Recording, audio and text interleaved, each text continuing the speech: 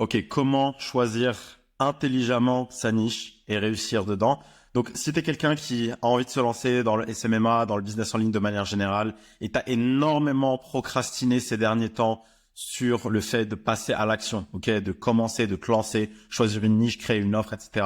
Cette vidéo va être parfaite pour toi. Ça te correspond aussi parfaitement si tu es quelqu'un qui vient de choisir une niche et qui l'a prise un peu au hasard et qui est vraiment pas sûr. Ça va te correspondre également parfaitement. Si tu es quelqu'un qui a testé une niche et qui a été dedans pendant un certain temps, mais qui est même pas sûr qu'elle lui corresponde ou qu'il peut apporter des résultats aux gens de cette niche, cette vidéo en 2 parties va également être pour toi. Dans cette vidéo ou dans cette série de 2 vidéos, ce que je vais faire, c'est que je vais littéralement te montrer tout le process de A à Z que tu dois suivre et tu vas prendre des notes et tu vas passer à l'action en même temps que moi pendant que je fais cette vidéo pour choisir une niche. Ok, sur quels critères on choisit la niche? Comment on sait qu'une niche est bien pour nous? Comment on sait qu'on va pouvoir performer et réussir dedans? Et surtout, quelles sont les niches parmi lesquelles tu peux choisir? Ok, dans cette vidéo, je vais te montrer exactement le processus par lequel tu vas passer et tu dois passer. Si tu as été quelqu'un qui a procrastiné énormément là-dessus et qui a eu pas mal de overthinking, etc. Est-ce que la niche est bonne? Est-ce qu'il y a assez d'argent dans la niche? Est-ce que je vais pouvoir les aider, etc., etc. Ok, donc on va se lancer directement. Premièrement, pourquoi est-ce que tu devrais m'écouter? Donc je m'appelle Abdé, j'ai une agence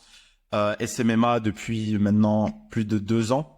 Ok, donc ce que je te montre là à l'écran, c'est mon calendrier en live. Ok, je peux refresh pour te montrer que c'est pas du fake, c'est pas un screenshot, etc. Donc mon calendrier est plein, tu peux mettre pause et aller compter. On est aux alentours de 55, je crois, entre 55 et 60 rendez-vous bookés pour ce mois-ci. Comme tu peux le voir, on est le 26 juin, donc on a encore 4-5 jours pour passer la barre des 60. Ça a été la même chose pour le mois de mai. Je t'invite également à mettre pause et à compter. Je te montre aussi les mois précédents, comme ça c'est fait. Voilà, tu peux mettre pause et compter. Et voilà, on est on est aux alentours d'entre 40 et 60 rendez-vous bookés systématiquement chaque mois. Ok, et avec l'agence, on fait entre 8 et 12K de profit. Donc tous les mois, ok. Donc voilà, ça c'était pour la partie preuve. Pourquoi est-ce que tu dois m'écouter? J'ai une agence, j'ai fait ce que tu es probablement en train de faire. J'ai quelques temps d'avance sur toi, ok. J'ai accompli quelques étapes supplémentaires et j'ai été dans tes chaussures, ok, dans ta place, dans ta position il y a encore quelques années, ok. Donc l'objectif de cette chaîne, c'est d'aider les gens qui ont une agence, qui veulent se lancer à une agence, avec une agence, de réussir leur acquisition client, ok, d'avoir des clients, de comprendre comment on génère des rendez-vous, comprendre comment on génère on crée des offres irrésistibles, comprendre comment on close, ok, c'est des choses qui vont arriver sur la chaîne pour la partie closing. Mon objectif, c'est vraiment de rendre ça hyper simple et de partager toutes les méthodes que j'ai apprises dans des marchés hyper compétitifs aux États-Unis, là où j'exerce avec mon agence, pour toi en France, ok. Donc c'est vraiment l'objectif de cette chaîne si tu n'as jamais vu mes vidéos. Donc sans plus attendre, on va directement y aller. Prends un notepad, un truc de bloc-notes pour prendre des notes. Je vais enlever ça et prends note de tout ce que je vais dire et passe à l'action en même temps que je te montre les étapes par lesquelles on va passer. Ça va être hyper important pour toi pour pouvoir combattre cette procrastination qui va être, crois-moi, ton ennemi numéro 1 si tu viens de te lancer ou si tu veux te lancer. Ok? Donc on y va directement. Le sujet, c'est, comme je viens de le dire, comment choisir sa niche intelligemment et réussir. Ok? J'insiste sur le mot intelligemment parce que beaucoup de personnes, quand elles se lancent, prennent une niche absolument au hasard et copient le gourou duquel ils ont acheté la formation et se disent que voilà, je vais commencer à targeter le solaire, à targeter les agents immobiliers, à targeter le dentaire, etc. C'est ce que je mets ici. Les gens pensent qu'une agence ne peut fonctionner que dans les grandes niches. Ok? Que dans les niches un peu mainstream, etc. Donc première chose dans cette vidéo, si t'es quelqu'un qui vient juste pour prendre une niche, avoir la liste de niches, ok, quelles sont les meilleures niches, etc. En 2024, comment être riche, blablabla. Honnêtement, cette vidéo va pas te plaire. Je t'ai quand même fait une liste ici de niches, les 75 meilleures niches que je vais te montrer rapidement et je te le mettrai en commentaire si tu veux le document. N'hésite pas à juste commenter et me dire est-ce que tu peux me passer la liste de niches, ok. Donc voilà une liste des 75 niches les plus populaires, ok. Donc je peux en décrire quelques-unes, hein, nettoyage de tapis, climatisation, toiture, chiropracteur ou chiropracticien, je suis pas sûr que ça se dise comme ça, orthodontiste, dentiste, mécanicien, agent d'assurance, blablabla, avocat, coiffeur, restaurant, créateur de contenu, etc., etc., etc. Ok. Donc ça, c'est vraiment les niches. Voilà, si tu veux les plus populaires, c'est quelqu'un qui a pas d'idée. Prends cette liste, ok. Demande-la moi en commentaire et je vais te la passer. Le sujet de cette vidéo, c'est absolument pas ça. C'est comment choisir la niche, ok? C'est pourquoi est-ce que tu dois prendre telle ou telle niche et quels sont les critères à partir desquels tu vas choisir, ok? Donc, premièrement, ici, on va parler de des premières étapes. Donc la première étape, ça va être de prendre cette liste des 75 niches les plus populaires, ok? Et très probablement, tu vas avoir des niches qui te correspondent dans cette liste que je t'ai montré, ok? Donc la première étape, ça va être d'en choisir 3 à 5 qui te sautent aux yeux et avec lesquels tu as une affinité, qui te parlent, ok? Tu as peut-être ton père qui travaille dedans, tu connais peut-être des amis qui travaillent là-dedans, tu as peut-être fait un stage ou un job d'été, etc. dans cette niche, tu sais à peu près comment ça marche, tu as un certain intérêt, une affinité ou des connaissances générales sur la niche. Donc ça va être la première étape. Tu vas en prendre 3 à 5, ok? Tu peux même en prendre un peu plus honnêtement, mais l'objectif ici, c'est juste de pas t'éparpiller, ok? Généralement, 3 à 5, c'est le sweet spot. Si tu ne trouves rien, ce que je t'invite à faire ici, et j'ai fait le travail pour toi, c'est d'aller sur Google, d'écrire liste des niches sur Google My Business, ok, des catégories pardon sur Google My Business. Donc tu vas probablement tomber sur ce site que je ne connais absolument pas, c'est un site random que j'ai pris. Donc c'est la liste complète des catégories dans Google My Business. Si tu ne sais pas, Google My Business, c'est le truc de Google qui permet aux business locaux d'être affichés, ok, et d'avoir un système pour prendre des avis, etc. C'est le truc que tu utilises quand tu sais pas dans quel resto aller et que tu prends le mec qui a le plus d'avis, ok, positif. Donc tu vas aller ici et tu auras littéralement une liste de 4000 business ou 4000 catégories de business. Ok, donc c'est impossible littéralement que tu trouves rien. Là, tu as littéralement toutes les niches du monde, toutes les niches qui sont dispo sur Google My Business. Ok, donc si les 75 te correspondent pas, tu peux chercher ici. Ok, donc ça c'est la première étape. Tu en prends 3 à 5. Ensuite, la deuxième étape, et ça va être la plus intéressante, ça va être d'utiliser la checklist que j'ai faite pour toi pour sélectionner ta niche. Ok, et on va y aller directement ici. Donc tu vas utiliser cette checklist pour chacune des niches choisies, ok? Donc les 3 à 5 niches que tu as choisies qui te parlent à chaud, comme ça, tu vas utiliser cette liste pour chacune d'entre elles, ok? Donc on y va, c'est parti, c'est ça la checklist. Donc, petite info d'abord, cette checklist va se décomposer en 2 parties clés, ok? 2 types de questions clés que tu vas te poser. Les premières questions, donc c'est la première couleur que tu vois ici, tout doit être coché, ok? Le premier type de question, il faut que ta niche coche absolument tout. Si une seule case n'est pas cochée, ta niche n'est pas viable, tu peux l'oublier, ok? Le deuxième type de questions, ça va être des questions un peu plus générales. Là, il faut que tu fasses en sorte qu'au moins 70% des niches soient cochées, ok? Des questions, pardon, soient cochées pour ta niche, ok? Donc c'est parti pour la checklist. Donc première question, comme je l'ai dit, premier type de question, c'est des questions clés, ok? Donc première question, la niche a-t-elle besoin de ce que tu vends? Ok, c'est la première question. Si cette niche n'a pas de problème douloureux que tu peux résoudre, ils ne vont rien acheter. On s'en fiche totalement de ton service, on s'en fiche totalement de tes skills, etc. s'il n'y a pas de douleur derrière. Comme je le mets ici, la douleur est le moteur de la vente et le moteur de l'acquisition client. Ok? Je te donne un exemple, les cabinets vétérinaires. Donc je connais quelqu'un qui a voulu se lancer dans le SMMA, pareil dans le marché US dans lequel j'opère, et qui a commencé à targeter les cabinets de vétérinaires.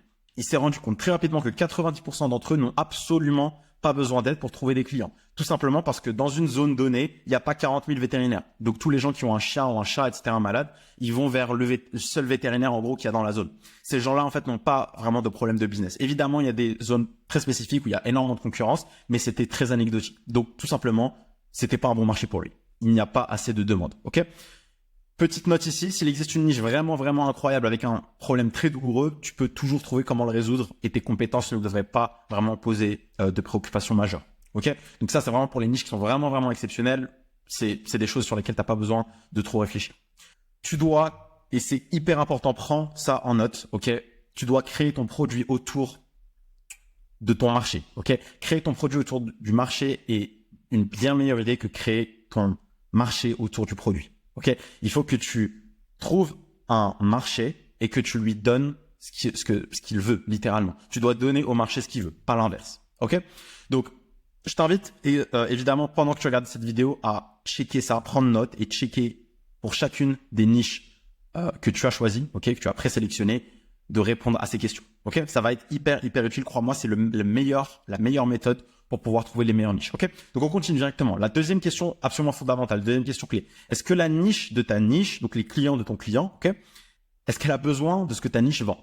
Ok, et ça c'est quelque chose qui peut être vraiment problématique quand pour les gens en fait qui choisissent une niche comme ça un peu au hasard. Le marché sur lequel opèrent les personnes de ta niche, est-ce qu'ils ont besoin de ce que ta niche vend? Ok, donc je te donne un exemple ici. Les vendeurs de journaux. Aujourd'hui, ça va être quelque chose qui est pas demandé. En fait, tout le monde s'en fout. Le marché cible n'a pas vraiment besoin de ça, d'acheter des journaux. Ok, parce que c'est quelque chose qui est aujourd'hui un peu obsolète. Tout le monde regarde ses news sur son téléphone, etc., etc. Ok. Le marché présente-t-il des points de douleur qui peuvent être atténués par ta niche? Ça, c'est une question que tu dois te poser quand tu choisis ta niche. Ok? Si la réponse est non, oublie tout de suite cette niche parce que ça veut dire qu'elle va littéralement pas marcher. Les clients de tes clients, en gros, ne veulent même pas de ce que tes clients ou ta niche vend. C'est mort. Deuxième question absolument essentielle, est-ce que cette niche est en croissance? Est-ce que c'est un marché mourant ou c'est un marché en pleine croissance? Donc ça un peu en lien avec la question clé précédente, même si c'est assez différent. Y a-t-il davantage d'entreprises ou de personnes qui entrent sur ce marché et qui sont créées où la niche se rétrécit-elle? Ok, le marché doit être en expansion pour que tu aies une chance de réussir sur le long terme. N'oublie pas que c'est quelque chose sur lequel tu vas être pendant des mois, des années, etc. Il faut que tu sois sur une trend montante, pas descendante. Exemple typique, l'IA, etc. Ok, si tu travailles par exemple avec les softwares d'IA, ok, un software par exemple qui a une IA qui sert à faire X ou Y chose. Le marché de l'IA, c'est quelque chose de très en vogue et tous les outils comme ça qui te facilitent un peu la vie, qui automatisent tout et n'importe quoi, c'est quelque chose qui est clairement en plein boom. Ok, donc ça c'est un bon marché typiquement en croissance. N'oublie pas que si le marché meurt, toi aussi tu meurs. Ok, si le marché meurt, toi aussi tu meurs. Et conscience de ça. Question suivante, cette niche peut-elle se permettre de payer une offre high ticket? En gros, est-ce que ta niche est pauvre ou est-ce que ta niche a de l'argent à dépenser? Cette niche rapporte-t-elle suffisamment d'argent pour se permettre des offres high ticket? Du coup, est-ce qu'ils peuvent investir dans des choses qui sont assez chères? Donc, pour le savoir, comme je te l'ai dit, tu vas juste voir tes concurrents, les concurrents les plus performants, etc. dans cette niche et tu regardes à peu près ce qu'ils vendent. Ok, un contre-exemple parfait à ça, c'est les étudiants. Si tu targetes les étudiants, que tu as une offre pour les étudiants, tu vas avoir beaucoup de mal à scaler parce que ces gens-là n'ont pas d'argent. Les étudiants n'ont pas d'argent par définition parce qu'ils sont en train de faire leurs études. Ok. De manière générale, je peux te donner d'autres exemples. Typiquement, les restaurants, par exemple, c'est une niche que beaucoup de personnes aiment, mais c'est une niche que je déconseille parce que, en fait, les restaurants vont faire pas mal d'argent, etc. Mais la manière avec laquelle tu vas les aider, c'est de leur ramener des clients et tu dois en fait ramener énormément de clients pour que pour que ce soit profitable pour ton client, c'est-à-dire le restaurant. Parce que chaque client, je sais pas, débourse 50 euros, 100 euros, ok, par visite. Donc c'est quelque chose qui est pas vraiment très intéressant. Idéalement, tu veux targeter des gens qui ont une offre high ticket. Donc quand ils vendent quelque chose, ça se paye en milliers d'euros au minimum, ok. 500 euros, on va dire au minimum, mais idéalement au-delà de 1000 euros. Ok, donc ça, c'est dans ces moments-là que tu vois les agents immobiliers, le solaire, les dentistes, les orthodontistes, etc. Ok, donc c'est hyper important. Ne travaille pas avec des gens qui n'ont pas d'argent. Ça ne sert absolument à rien parce que vous allez vous retrouver tous les deux à ne pas gagner d'argent. Ok, question suivante. Donc maintenant, on a passé les questions clés. Donc si ta niche a coché toutes les questions clés qu'on a passées, c'est ok. Ok, elle est, on va dire, validée pour l'instant. Ok. Maintenant, c'est des questions un peu plus générales. Il faut qu'au moins 70% d'entre elles soient positives. Donc, est-ce que tu es intéressé par cette niche? Ok, ce n'est pas un prérequis absolument essentiel, mais est-ce que tu es intéressé? Il faut que tu sois intéressé. Tu vas passer des mois, voire des années, comme je l'ai dit, à travailler avec ces personnes, à résoudre leurs problèmes et les aider des milliers et des milliers d'heures. Est-ce que tu trouves vraiment ça intéressant? Ok, est-ce que c'est un sujet pour lequel tu n'as absolument aucun intérêt, ou est-ce que c'est quelque chose que tu apprécies un minimum? Ok, tu fais des recherches, etc. C'est quelque chose qui te parle, t'aimerais bien en apprendre plus là-dessus, et c'est quelque chose pour lequel, dans lequel t'aimerais bien te spécialiser. C'est hyper important. Est-ce qu'il y a plus de 30 000 personnes dans cette niche? Je t'ai donné un chiffre ici approximatif.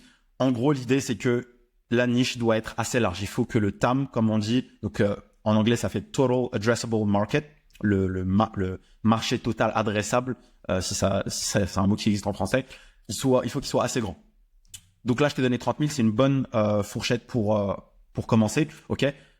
20 000, ça peut passer, mais ce serait vraiment le minimum pour moi, ok, pour pouvoir vraiment scaler. Est-ce que la niche est suffisamment grande, en gros, pour que tu puisses scaler? Tu auras d'énormes difficultés à commencer à faire des ads ou à créer une audience au long terme s'il n'y a que quelques centaines ou milliers de personnes dans ta niche, ok. Garde bien ça en tête. Ceci dit, ce que je viens de dire, ça s'applique vraiment si tu veux scaler au-delà de 10K par mois. Si tu veux vraiment t'arrêter aux 10K par mois et que c'est quelque chose que tu veux pas vraiment dépasser, cette problématique va pas vraiment s'appliquer parce que honnêtement, juste avec 2, 3, 4 clients, tu peux atteindre les 10K par mois et y rester. Ok? L'objectif après, c'est juste de les fidéliser et faire en sorte qu'ils restent avec toi et qu'ils travaillent avec toi sur le long terme. Si tu veux scaler plus, honnêtement, ça va être très compliqué si le marché est en dessous des 20 000, 15 000. Ok? Donc vraiment, idéalement, au-delà des 30 000, au-delà des 20 000, Ok, mais le minimum que je te conseille, c'est vraiment 20 000, 15 000 à la rigueur. Ok. Donc, question suivante. As-tu déjà des concurrents qui réussissent sur cette niche? C'est extrêmement important. Ok. C'est pas forcément nécessaire, mais c'est vraiment important parce que contrairement aux idées reçues, comme je le mets ici, la compétition est une très bonne chose car elle indique un signe de vie. S'il y a de la concurrence, ça veut dire qu'il y a de l'argent à se faire, tout simplement. Et je te donne ici une image qui va te permettre de mieux conceptualiser ça. Imagine que tu sois un poisson qui choisit un étang pour vivre. Ok. Tu vas forcément choisir un étang avec d'autres, où il y a d'autres poissons qui prospèrent, ok, qui vivent bien. Même si tu y es à l'étroit, même s'il est bondé cet étang. Parce que ça indique que l'eau n'est pas toxique et qu'il y a beaucoup de nourriture. Ok, donc c'est exactement la même chose ici. Si un truc est overcrowd, ok, et surpeuplé, ça veut dire qu'il y a quelque chose d'intéressant, il y a de l'argent à s'y faire. Ok, et dans les niches, c'est exactement la même logique. Donc l'idée ici, c'est que avoir une niche où il y a d'autres concurrents, où il y a de l'argent, où il y a il y a beaucoup de concurrence, de compétition, ça te donne un très bon signe et ça te donne une garantie qu'il y a de l'argent à se faire dans cette niche. Ensuite, l'idée, évidemment, c'est de toi te démarquer dans cette niche. Ça sera le sujet d'une autre vidéo. Question suivante, les offres du moment sur cette niche sont-elles réalistement, je ne sais pas si ça se dit, mais en anglais c'est realistically, donc je suis pas sûr que ça a du sens, mais est-ce que c'est atteignable d'un point de vue réaliste pour que tu puisses rivaliser après 6 mois de travail environ? Ok, donc ce que je veux dire par ici, c'est est-ce que les offres qui sont actuellement sur le marché sont absolument insensées ou illogiques? Donc je te donne un exemple qui est très connu, c'est la niche, la fameuse niche vue et revue du e-commerce, done for you, ok, là où tu fais le service pour le client, pour une brand, pour une marque e-commerce. Donc si tu te lances dans cette niche, honnêtement, et si tu es concerné par ça, tu dois promettre des trucs de fou. Et typiquement, c'est, je te fais un x5, un x4 en ROAS, donc en retour sur l'argent dépensé en ads, ou alors une croissance de 20 à 30% après 30 jours, après 45 jours, après 60 jours. Donc c'est des offres vraiment de fou. Pourquoi? Parce que la niche est hyper saturée. Tu as des influenceurs, des formateurs, etc. qui ont vendu cette niche parce qu'ils ont fait fortune dans cette niche et du coup les gens ont voulu les copier. C'est ce qui se passe. C'est ce qui se passe avec Iman Gadzhi typiquement, qui a le mec qui a lancé un peu la vague des agences e-commerce. Ok, donc dans cette niche, si tu es vraiment débutant, ça va être très compliqué pour toi. Et c'est ce que je précise ici. On en arrive presque à l'irrationalité avec des offres de plus en plus stupides. Et je t'invite à aller voir ma vidéo sur ce sujet qui s'appelle comment offrir de bonnes garanties en SMA sans offrir des garanties stupides. Ok, comment créer des offres sans garantie stupide. Parce que c'est quelque chose qui devient de plus en plus récurrent. Et si tu es débutant, ça va être très compliqué pour toi de te démarquer ou de réussir dans cette niche si tu n'as pas de skills a priori, ok? Et si tu n'es pas prêt à fournir vraiment un gros travail pour rattraper ces skills et devenir très bon dans ce que tu fais pour pouvoir ensuite entrer en compétition avec ce genre d'offre totalement folle, ok? Donc je te recommande vraiment pas ça si tu es débutant, si tu te lances, regarde bien si les offres te paraissent réalistes, si ta concurrence offre des choses que tu penses avec lesquelles tu penses pouvoir rivaliser, ok? Donc question suivante, au niveau du service que tu vas délivrer. Encore un typo, c'est la fatigue. Cette niche va-t-elle nécessiter de multiplier les efforts opérationnels à chaque nouveau client signé? Et si tu comprends pas ce que je viens de dire, l'idée ici c'est est-ce que plus tu vas signer de clients, plus tu vas devoir travailler sur de nouveaux moyens pour délivrer les résultats? Ou est-ce que tu peux littéralement copier-coller ou quasiment copier-coller ce que tu as fait pour un client de la niche à tous les autres clients de la niche? C'est un point extrêmement important. Et c'est ce que je traduis dans cette question. Peux-tu fournir les mêmes variables de service à chaque fois pour cette niche? Par exemple, on va encore parler du e-commerce. Chaque entreprise est différente, car elle propose un produit différent dans une niche différente, une sous-niche du coup, ok, de la niche e-commerce, nécessitant des publicités différentes, des approches différentes, des stratégies différentes, des funnels de conversion différents. Une marque de fashion et une marque qui vend des outils, des devices, on va dire médicaux, etc. C'est toutes les deux des marques e-commerce, par exemple, mais elles sont dans des sous-niches qui n'ont absolument rien à voir. La stratégie n'aura absolument rien à voir. Les visuels n'auront absolument rien à voir. Ok, la manière avec laquelle on va attirer les prospects, ça n'aura absolument rien à voir. Ok, donc même si c'est dans la niche d'e-commerce, bah ça sera différent. Donc tu devras, une fois que tu as pris le premier client, par exemple, qui a une marque de fashion, ok, et tu as l'autre client qui a une marque de skincare, par exemple, bah tu vas devoir créer un tout nouveau système parce que là, ça n'a rien à voir. Ok, et tu pourras pas avoir les mêmes résultats avec l'un qu'avec l'autre. Donc ça rajoute, si tu veux, des coûts et du temps et des efforts en termes d'opération. Okay. Donc la partie opération, c'est une partie hyper importante parce que tu dois avoir conscience de ça, c'est du travail en plus dans ton business. Le contre-exemple, c'est une niche où tu peux littéralement copier-coller ce qui a marché pour un client pour tous les autres clients. Ok, donc les contre-exemples que je te donne ici, c'est l'immobilier, le solaire, la plomberie, etc. Ça, en fait, c'est généralement la même chose, exactement la même chose. Si tu as eu un client à Bordeaux, je sais pas, ou à Marseille, un plombier, et tu as réussi à avoir des résultats incroyables pour lui, il y a littéralement aucune raison pour laquelle le même système copier-coller ne marche pas à Avignon ou à Lille. Ok, parce que ça reste un plombier en fait, et ils font la même chose. On s'en fout qu'ils aient un business différent. Au final, ça reste des plombiers. Et ils utilisent la même manière pour attirer les gens. Donc quand tu as trouvé le système une fois, c'est ce qu'on appelle le proof of concept, c'est la preuve de concept, ok. Une fois que tu as trouvé un truc qui marche une fois, ce que tu fais, c'est que tu peux juste scaler. Ok, tu peux l'appliquer et le copier-coller à tous tes autres clients. Donc très important, est-ce que tu dois multiplier les efforts opérationnels à chaque nouveau client signé? Question suivante. Les personnes de ta niche peuvent-elles être facilement trouvées et contactées? Donc plutôt clair comme question. Est-ce que tu peux trouver rapidement et facilement les coordonnées des personnes de cette niche pour les contacter, donc pouvoir faire ta prospection? Ok. Question suivante. Si tu es un B2B, est-ce que tu te soucies de l'impact du travail des personnes dans cette niche? Ok. Donc, ce que je veux dire par là, c'est que typiquement, si tu es en B2C, bah généralement, voilà, tu fais du B2C, donc tu t'en fous pas totalement de ton client, tu as conscience de l'impact que ça aura sur eux, etc. parce que tu veux les aider. Donc typiquement, les coachs sportifs, etc. Bah cette question ne se pose pas sur eux, ok, puisqu'ils ont choisi quelque chose de très individualisé. Mais quand tu es B2B, il faut que tu te poses cette question-là, ok. Elle est beaucoup plus pertinente parce que elle est pas forcément, c'est pas forcément la réponse n'est pas forcément positive, ok. Si tu aides des personnes, une entreprise, un type d'entreprise B2B, demande-toi si tu te soucies ou pas de l'impact de son travail. C'est vraiment, vraiment important et c'est quelque chose qui est sous-estimé. Tu peux vraiment aimer travailler, par exemple, avec les salles de sport parce que tu vas à la salle tous les jours. Donc, c'est un exemple que je te donne. Et que au-delà de l'argent que tu vas te faire avec elle, tu veux aider, en gros, ce concept de la salle de sport à se développer, à se propager parce que tu penses qu'il a un impact positif sur la société. Les gens commencent à faire plus de sport, ils souffrent moins d'obésité ou de maladies cardiovasculaires, etc. Ils se sentent mieux dans leur peau, ils ont une meilleure confiance en eux, etc., etc. Donc tu aimes ce concept et tu as envie littéralement de travailler avec les salles de sport juste pour l'effet que ça produit sur la société. Ne sous-estime pas ça parce que c'est ça qui va t'aider à te lever le matin en réalité sur le long terme. N'oublie pas, et je t'invite à regarder mes vidéos sur la partie mindset, n'oublie pas que tu auras des hauts et des bas, tu auras des moments où tu seras pas motivé, etc. dans le business. Donc mets les chances de ton côté et travaille avec quelque chose qui te parle, avec quelque chose dont le projet global, dont l'idée globale, le concept t'intéresse. C'est un projet que tu as envie de soutenir et qui te parle et qui correspond à tes valeurs. Ok, hyper important. Ensuite, ta niche est-elle sur les réseaux sociaux? Ok. Bon, honnêtement, c'est de moins en moins problématique. Cette question, se pose de moins en moins parce que tout le monde maintenant est un peu sur les réseaux. Ok, au minimum sur Facebook, LinkedIn, etc. Ok, donc l'idée ici, c'est est-ce que tu peux prospecter sur les réseaux sociaux? Donc Facebook, Instagram, LinkedIn, TikTok éventuellement, Twitter. Ok, c'est important parce que ça va être des plateformes que tu vas utiliser pour pouvoir faire de la prospection. Ok, et c'est un outil très puissant, les réseaux sociaux, pour pouvoir prospecter en 2024. Ça marche extrêmement bien. Donc c'est une question que tu dois te poser également. Ensuite, ta niche a-t-elle des intermédiaires qui t'empêchent de contacter directement les décisionnaires?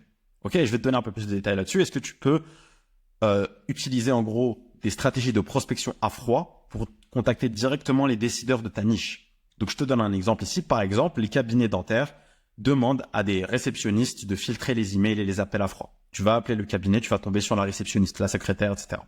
Ce n'est pas ce que tu veux, idéalement. Je l'ai mis dans les questions générales parce que tu peux quand même t'en sortir, même sans ça, mais idéalement, tu ne veux pas une niche. Tu ne veux pas d'une niche où 90% du temps, tu vas tomber sur un intermédiaire. Ok? Tu veux pouvoir t'adresser directement au décisionnaire parce que c'est la personne qui va pouvoir décider oui ou non de travailler avec toi. La secrétaire n'a aucun pouvoir décisionnel sur le business du dentiste, par exemple. Ok? Question suivante. Est-ce que tu comprends ta niche? Ok? Et ça va être ici la dernière partie de la checklist avant que je passe à la suite. Est-ce que tu comprends ta niche et est-ce que tu peux, le cas échéant, te l'approprier rapidement? Ok, en comprendre les mécanismes, etc. Ok, donc ça c'est hyper important. Si tu ne comprends pas ta niche, ça va être très difficile pour toi de communiquer avec eux, etc. et de leur proposer quelque chose qu'ils veulent.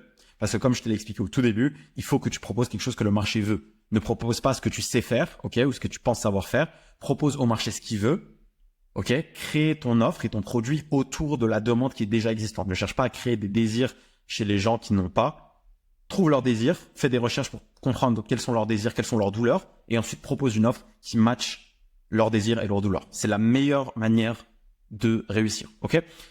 Et dernière question ici, c'est est-ce que tu parles le langage de cette niche? Donc c'est en lien avec la question précédente parce que tu peux comprendre les mécanismes, mais ne pas parler leur langage. Donc typiquement, ça va être parler parler le jargon littéralement que la niche utilise. Donc si tu parles avec les agents immobiliers, tu vas parler de mandats exclusifs, de mandats simples par exemple. Ok, tu parles avec la niche du solaire, ça va parler de pause, parler et d'estimation, etc., etc. Ok, si tu ne parles pas leur langage, ils auront beaucoup de mal à te faire confiance parce que ils ont envie de parler avec des gens qui sont dans leur milieu et qui ont de l'expérience dans ce milieu.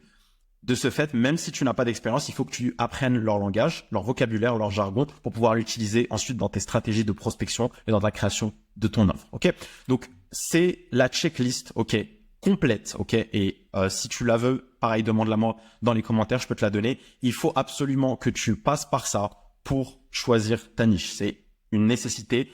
Prends un stylo, recopie-la et ensuite check une par une les questions et réponds-y pour pouvoir faire le meilleur choix. Ok?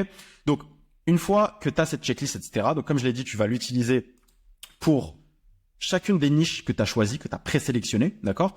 Et ensuite, à partir de là, la sélection est hyper simple. Tu prends la niche avec le plus de cases cochées, ok, qui match le plus de cases dans la checklist que je t'ai présentée. C'est aussi simple que ça. Tu en as pris 3 à 5. Tu vas faire la checklist pour chacune d'entre elles et ça va te permettre de choisir de manière scientifique, ok, de manière littéralement mathématique, probabiliste, la niche avec laquelle tu as la plus de chances de réussir, ok? Maintenant, tu vas me dire, mais Abdé, cette niche est saturée, blablabla, ok? Donc, point très important de cette vidéo. Retiens ça et ne l'oublie jamais. J'en ai déjà parlé dans d'autres vidéos, mais je répète, les niches ne saturent pas. Les niches ne saturent pas. Littéralement, prends ça et accroche ça dans ta chambre parce que c'est littéralement l'excuse numéro 1 des gens qui échouent dans ce milieu. Pour qu'une niche sature, et comprends bien la logique ici, toutes les entreprises de cette niche devraient soudainement se réveiller un matin et voir leurs problèmes résolus du jour au lendemain. C'est ça que ça veut dire la niche est saturée. Ça veut dire qu'en gros, il n'y a plus de demande. Or, c'est pas vrai, ok? Et aussi longtemps que le problème existe sur le marché, donc dans la niche donnée, il y a demande. Et aussi longtemps qu'il y aura demande, ton service qui résout donc ce problème ou ces problèmes est pertinent. Il y aura de la demande pour ce service. C'est aussi simple que ça. Le jour où dans ta niche, les gens n'auront plus de problème, ok? Donc tu n'auras aucun problème à résoudre, là tu pourras dire oui, la niche est saturée. C'est aussi simple que ça. Donc c'est la raison pour laquelle cette phrase est totalement fausse. En revanche, ce qui est vrai, c'est que, et je vais l'expliquer ici, beaucoup de gens continuent à dire cette niche est trop saturée, etc. La réalité, c'est que c'est les offres et les stimuli utilisés qui saturent. Ok? Et je vais t'expliquer ça un peu plus en profondeur. Donc premièrement, l'offre. Qu'est-ce qu'une offre? C'est la manière dont se positionne ta solution au problème des prospects par rapport, c'est toujours relatif, aux autres solutions qui sont présentes actuellement sur le marché. L'offre est toujours un positionnement, c'est une manière de manipuler et d'influencer la perception, que le marché a de ton produit ou de ton service, d'une manière qui va être propice à la vente. C'est ça que c'est une offre, ok? Et comprends bien ça pour que tu puisses faire la différence entre une niche saturée et une offre saturée. Deuxièmement, c'est le stimuli. Donc, tu as deux notions ici, l'offre et le stimuli, qui sont les choses qui saturent en réalité. Le stimuli, ça va être un actif tangible, généralement qui va être numérique, ok? Donc, ça va être en gros le message. Je te donne une liste ici, le script d'email à froid, le script de DM, Instagram ou Facebook, LinkedIn que tu utilises, le GIF dans tes messages de suivi de relance, les visuels en pub que tu utilises pour générer des clients, les lignes d'objets en email, les vignettes YouTube, les thumbnails YouTube, miniatures, je crois on dit, etc., etc. Ok? Donc ça va être le stimuli, ça va être le truc avec lequel tu vas approcher le client pour lui montrer ton offre. Ok? Donc tu as deux choses ici, tu as l'offre et le média, le stimuli par lequel tu vas lui amener ton offre. Ces deux choses-là, oui, elles saturent. Ok? Et la réalité, c'est que, comme je le mets ici, le phénomène de saturation est vécu par les business qui utilisent toujours les mêmes scripts, les mêmes offres, les mêmes services que tous leurs autres concurrents. Donc c'est typiquement le mec dont je parle à chaque une de mes vidéos et que tu es probablement, et c'est pas grave parce qu'on a tous été comme ça à un certain moment, qui a acheté la formation de son gourou préféré, ok, qui a vu des vidéos sur YouTube et qui a littéralement copié-collé le script, qui a copié-collé le service, qui a copié-collé l'offre et qui l'a littéralement recraché à son marché. Et ces personnes-là sont toujours les mêmes, en fait, qui ont de la saturation, qui se plaignent de la saturation. Le problème, c'est que la saturation, c'est l'excuse préférée des agences en réalité incompétentes. Aujourd'hui, si leur entreprise ne fonctionne pas, ils vont blâmer la niche au lieu de blâmer leur manque de compétences. Encore une fois, les niches ne saturent pas, ce sont les offres et les stimuli qui saturent. Note-le bien et ne l'oublie jamais. Tu ne dois absolument pas faire partie, et c'est ce que je mets ici, de ces personnes. Ne fais pas partie de ces personnes qui copient-collent tout ce qu'elles ont appris dans la formation, dans la vidéo YouTube qu'ils ont vue, et qui blâment la niche au lieu de se blâmer eux-mêmes. Si d'autres gens ont réussi à faire des dizaines de milliers, voire avoir des centaines de milliers d'euros dans ta niche, c'est toi le problème, ce n'est pas la niche. Ok? Et plus tôt tu prends conscience de ça, plus tôt tu pourras prendre action et régler les vrais problèmes derrière ton manque de résultats. Ce que je mets ici, c'est que aussi longtemps que la niche a un problème qui doit être résolu, la niche est viable. Et c'est ça le principe que tu dois comprendre. C'est parfaitement logique. Mais heureusement pour toi, et je vais expliquer ça un peu plus en détail, j'ai une stratégie, ok? J'ai une manière en fait de pouvoir t'en sortir et de pouvoir en réalité avoir d'excellents résultats dans les niches saturées. Et c'est ce que j'explique ici. En fait, pour moi, les niches saturées sont les meilleures, ok? Et j'aime les niches qui ont des offres et des scripts, des stimuli saturés. Ce sont en réalité mes niches préférées. J'ai créé une stratégie très spécifique pour ces niches-là, ok? Qui me permet de littéralement gagner à chaque fois dans ce genre de niche. J'utilise ça pour moi et pour mes clients. Donc pour moi personnellement, je l'ai fait dans la niche de la génération de leads B2B aux États-Unis. Ok, donc c'est une des niches les plus saturées littéralement, et j'ai utilisé ça dans d'autres niches saturées pour certains de mes clients. Par exemple dans la niche du coaching, dans la niche de l'IT, des SaaS, etc., qui sont des niches pareilles ultra saturées, particulièrement aux États-Unis, qui est un marché beaucoup plus compétitif que la France. Donc j'ai mis en place une stratégie, ok, pour ces niches-là. Plus elles sont peuplées, en réalité, plus cette stratégie fonctionne. Et comme tu l'as probablement observé, il y a un manque flagrant mais énorme de pensée critique, ok, d'esprit critique, de créativité et de différenciation dans l'espace des agences. Tout le monde veut la voie facile et veut copier-coller. Tout le monde. Tout le monde a acheté cette formation et veut faire aucun effort et se dit, a cru littéralement à tous les mensonges que le gourou a dit. Tu vas atteindre 10K par mois en utilisant exactement ce script copier-coller, en utilisant cette niche qui marche à 100% et qui est hyper facile. C'est faux, ok? C'est faux. Ne cherche pas à utiliser le chemin de la facilité parce que tout le monde ne cherche que ça. Et de la même manière, si tu fais la même chose que ce que tout le monde fait, tu auras les mêmes résultats que ce que quasiment tout le monde a, c'est-à-dire 0. 99% des gens échouent. Si tu fais la même chose qu'eux, tu vas littéralement échouer. C'est totalement logique. Ce que tu dois comprendre ici, c'est que le marché a un problème. Il souhaite travailler avec une agence pour résoudre ce problème, ou quelqu'un, un freelance, etc. Mais ils ne savent pas quelle agence choisir. Tu dois comprendre cela parce que tu ne te mets pas assez, si tu te mets assez à la place du client de la niche, tu vas pouvoir ouvrir ton esprit et comprendre comment te différencier.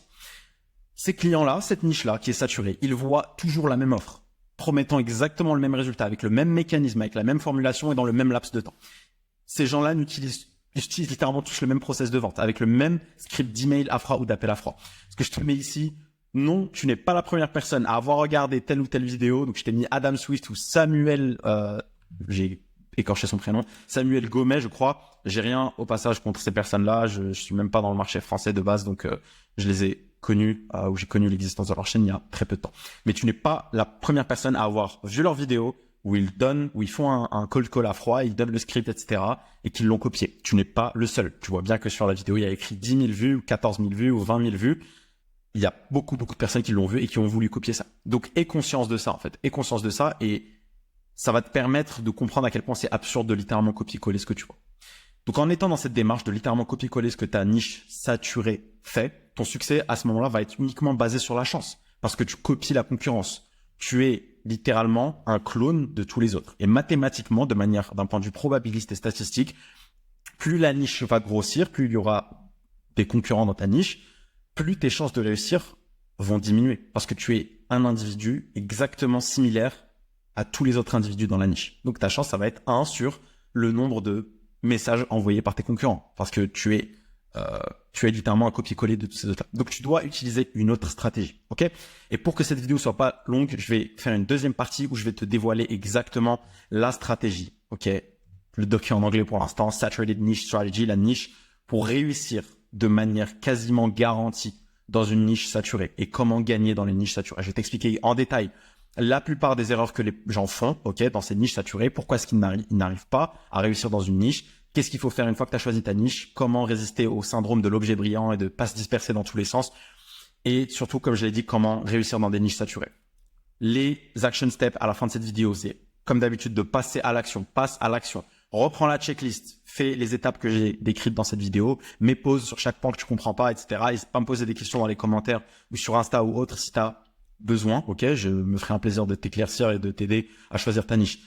Passe à l'action, prends la checklist, choisis tes niches, tes 3 à 5 niches qui te correspondent, vérifie avec la checklist pour chacune d'entre elles et ensuite choisis ta niche. Ok? C'est très important. Ne procrastine pas ça. Encore une fois, dans le business, il faut que tu passes à l'action. Si tu procrastines et que tu passes ta vie à regarder mes vidéos, même si je suis très content que tu me donnes ton attention et que tu veuilles t'instruire, si tu ne passes jamais à l'action, rien ne va se passer. Ok? Donc, prends cette checklist et passe à l'action. Et je te dis à la prochaine pour la partie 2 de cette vidéo.